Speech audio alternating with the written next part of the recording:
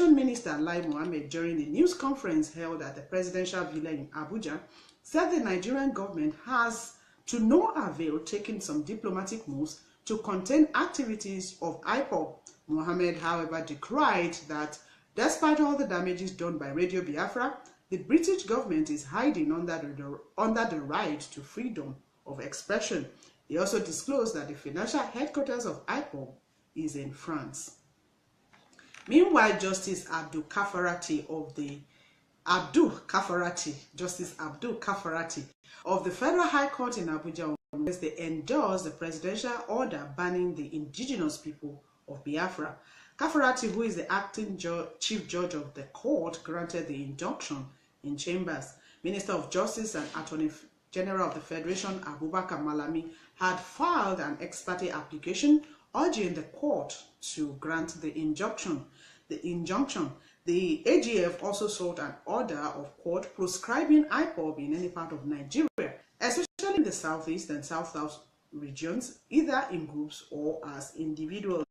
The court said it granted the order as sought after listening to the argument of the AGF, who led 4 other senior officials of the Ministry of Justice, and after reading through the affidavits in support of the motion sworn to by CPL Kolawole Matthew of the Nigerian Army. The order is to be gazetted and published in 2 national dailies.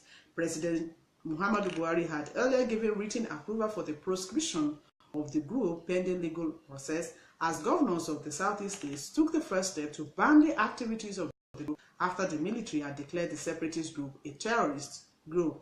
There was, however, controversy thereafter as to the legality of the order without a court backing. Okay, now the court has backed it, and Ipob, as we speak, has been declared a terrorist organization. So be careful who you associate with, be careful what you display, whether in flags or by what you wear or whatever. All those insignia. Anyway, a word is enough for the wise, that's what they say. Supreme Court has awarded a punitive cost of 1 million naira against sacked House of Representatives member Herman Hembe for approaching the court after its earlier judgment. Chief Justice of Nigeria, Justice Walter Onohem, delivering the judgment of the 5-man panel, says by the rules of the court, it is wrong to approach it to review its previous judgment, whether the said judgment is right or wrong. While frowning at the act of using technicalities to jeopardize the judiciary, the Chief Justice said the Supreme Court is not only final in its judgment but also a policy maker so as to provide a stable society. On the non-compliance of the leadership of the House of Representatives to swear in Dorothy Mato in Hembe State, excuse me, as ordered by the court, the CJN held that the act is an ugly paragraph in the history of Nigeria. The order for the punitive cost was made in favor of Mato, who is the respondent in the suit. The court had on June 23rd, while ordering Hembe to vacate the seat, also ruled that he should be replaced by Mato, who was declared the rightful winner of the All Progressives Congress ticket for the Vandekia-Koshinsha Federal Constituency of Benue State. The Apex Court further ordered Hembe to return all salaries and benefits collected while in office to the federal government within 90 days. Well, dissatisfied with this judgment, Hembe approached the Apex Court again, asking it to refer the case to a lower court for retrial. Okay, even me, I would award him that. I mean, the Supreme Court had ruled this way. Okay, refund all the monies that so far has accrued to you or you have collected as a result of you being in their House of Reps, because now you find that you can no longer be the one to represent the people. Okay, House of Reps, please swear in this woman. But they refused to. And he is saying, I'll go back, he went back to the Supreme Court and is saying, transfer the case to a lower court. Let them start the process all over again. All right, that's how that went. Inspector General of Police Ibrahim Idris has said the new police duty scheme will eliminate illegal detentions, torture, and extortion of suspects at police formations across the country. He made this known yesterday in Abuja at the launch of a new force order called the Police Duty Solicitors Scheme, aimed to ensure an efficient criminal justice sector in the country. PDSS, that's the acronym, which is a tripartite scheme comprising of the Nigerian Police, Legal Aid Council of Nigeria, and Open Society Justice Initiative, is designed to protect and promote the rights of a person arrested and detained by the police to easily access legal representation. The IGP said the scheme will guarantee lawyers engaged by the Legal Aid Council access to persons arrested and detained in police stations across the country. He added that both the force and the general public stand to benefit from this scheme. The public, mainly the poor and the vulnerable, arrested by the police for being in conflict with the law. He explained that they will not only have the service of a council free of charge, it is ensured that their rights will be protected. Okay, on one hand, we've heard that bail is free.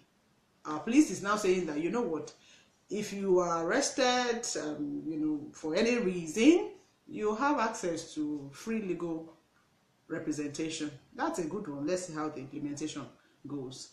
The offer for subscription, and I think this is our last story for today. Yes, I think so. The offer for subscription of the federal government 100 billion naira sukuk, which end on Wednesday. I hope that's how it's called, sukuk, S-U-K-U-K. The offer for subscription for the federal government 100 billion naira sukuk, which ended on Wednesday, has been extended by 2 more days, according to a circular from the Debt Management Office. DMO says apart from serving as alternative source of funding for the government, the sukuk will also serve to diversify the investor base for federal government securities, promote financial inclusion, and deepen the domestic capital market. The debt office says the proceeds from the sukuk issuance will be used to finance specific broad projects. Sukuk are asset-based securities, not debt instruments, and represents ownership in a tangible asset, service, project, business, or joint venture. The debut sovereign sukuk is for 100 billion naira with a tenure of 7 years and has been certified as ethically compliant by the Financial Regulation Advisory Council of Experts of the Central Bank of Nigeria. Already the Federal Bank, First Bank of Nigeria Merchant Bank, already FBN Merchant Bank Limited, and I think that belongs to First Bank. Already FBN Merchant Bank Limited and Lotus Financial Services Limited have been appointed as joint financial advisors to the Debt Management Office for the inaugural 100 billion naira sukuk offer. All right, that's the much we can take today, but that's about, sorry, excuse me. Someone is cooking something that is actually getting into my throat. I think so. Okay, so that's about it. We've brought you like 24 stories in all, and we hope that we've been able to inform you. It's a pleasure joining us every morning to get informed. Do well to join, to help us share this post and tell others about this page. Like it and tell your friends to also like it, so we can do much more. My name is Oluwa Mayomeko. Enjoy the rest of your day, and let's do this again tomorrow, God willing. Bye for now.